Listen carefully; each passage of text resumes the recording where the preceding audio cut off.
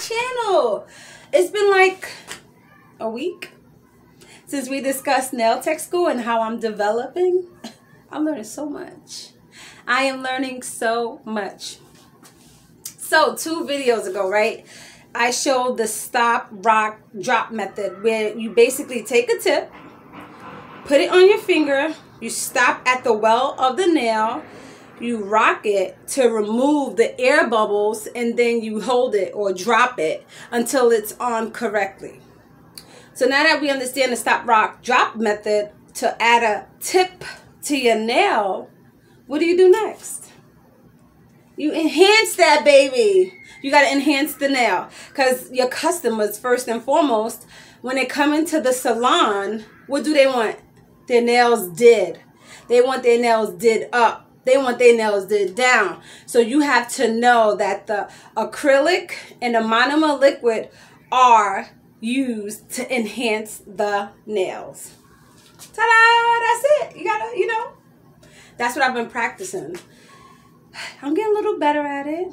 So with monomer liquid and acrylic powder, it's called polymer powder, the technical name of it, that I'm learning in school. So you take the monomer liquid, right, and the acrylic powder. You got to have a brush to use it. A specific acrylic brush, usually Kolinsky brush or a sable brush.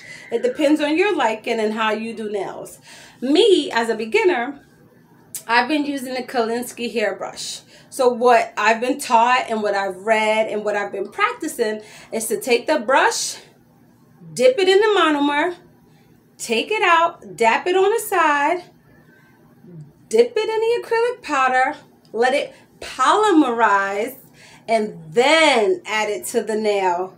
And you shape it to make an overlay on the nail tip that you added to the person's nail bed. So that's the process of enhancing a nail.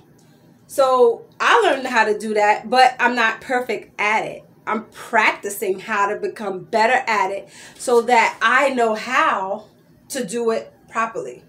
So the thing about this, like using different monomers and different acrylics, a few videos ago, I showed, I suggested that when people buy products online, you should try different products and make sure you know the correct ounce size that you're buying. Because as a novice nail tech, when I'm online just clicking away, getting art supplies and nail supplies, I'm not looking at the ounces and counting how much, but it matters because these products can be super expensive, right?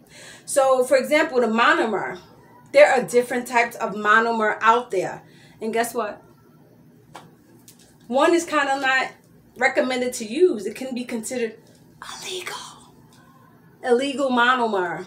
You can't use all monomers in store or in your salon. So for example, there's a EMA monomer, the MMA monomer, which people are told not to use. It's illegal. And then you have the odorless monomer. So we're learning that, for example, EMA is ethyl methylcrystallate, and the MMA is the methyl methacrystallate, and the odorless is just odorless.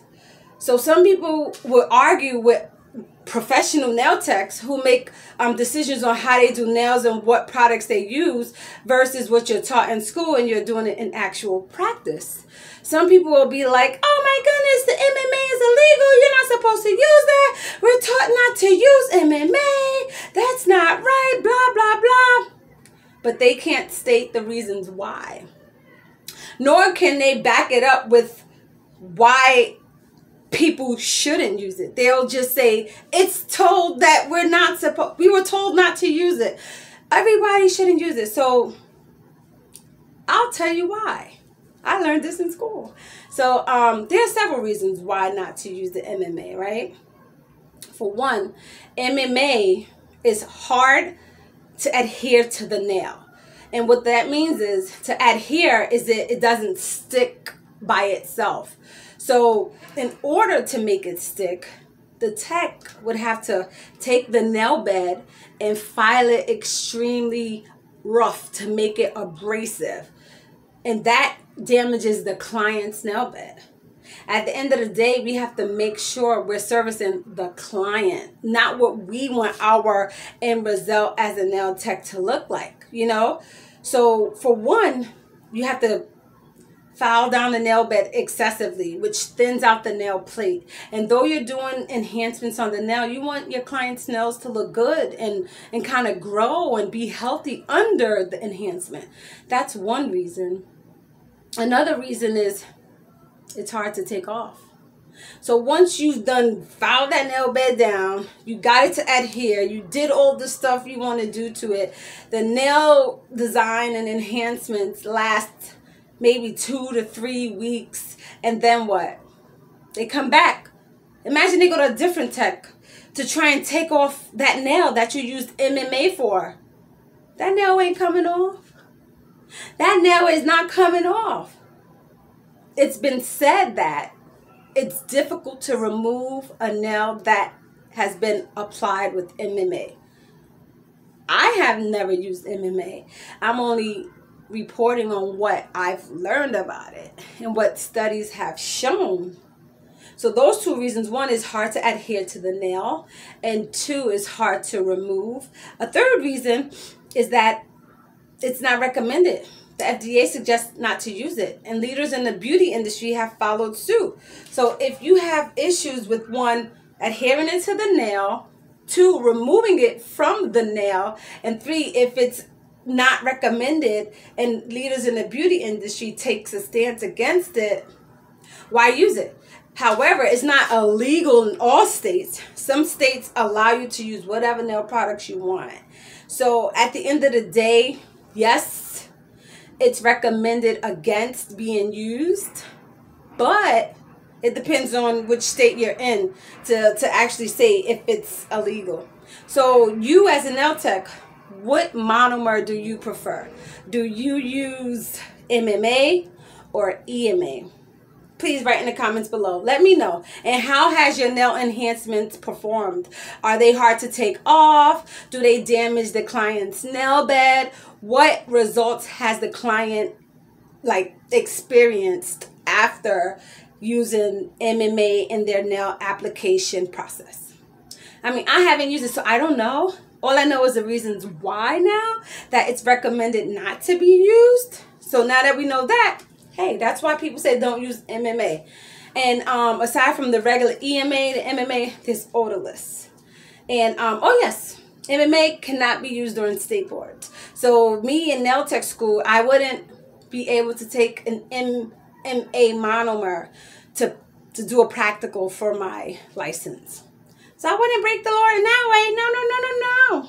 I wouldn't do that now. No, not I. Me. Odorless it is. You know, so, you know, you got to try and understand these things and be able to explain it and have people know the reasons why things are the way they are. So aside from that, clients, when they come to the store to get a nail enhancement, right? Your salon, your beauty store, your apartment, wherever you have your business set up, whatever have you. So next, right?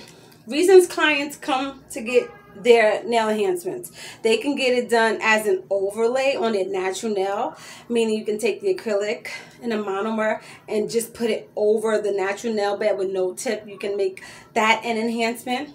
You can use acrylic and monomer in another way where you put it over a tip, which is the usual process a lot of people come to the store for.